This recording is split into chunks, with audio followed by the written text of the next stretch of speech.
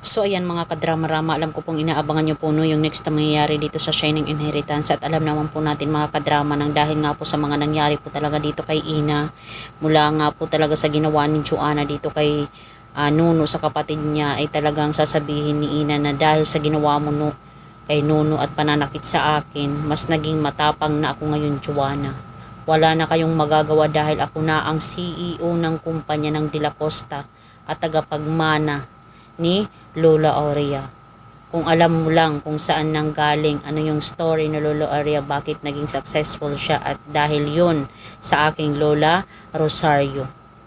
Nanggaling po yung yaman ni Lola Aurea dahil po sa aking Lola. Diba? At dahil nga po talaga dito mga kadrama, ay wala na po talagang magagawa itong si Joanna. Kasi si Joanna, yung magagawa lang niya ay pananakit dito kay Ina dahil intellectually, wala naman siya nun, di ba? Pero alam naman po natin mga kadrama ngayon kung paano po talaga binabash itong si Ina ng mga shareholder doon talaga sa De La Costa Corporation. Parang may pinapaperma nga din talaga sa kanya. Sana hindi umirma itong si Ina. Di ba sana pag na time na yun ay dumating itong si Lola Aurea, kasi wala pa nga ganong experience itong si Ina sa mga nangyayari ngayon, kasi nandun nga po talaga siya ngayon sa stage, nagsasalita siya, pero napakadaming bash talaga sa kanya.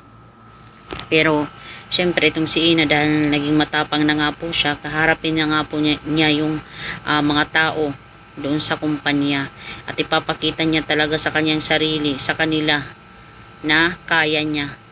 At nagkamali sila ng akala, 'di ba? Mas nagiging matapang kasi yung isang tao, lalong-lalo na kung may pinagdadaanan kang mga problema. Yes.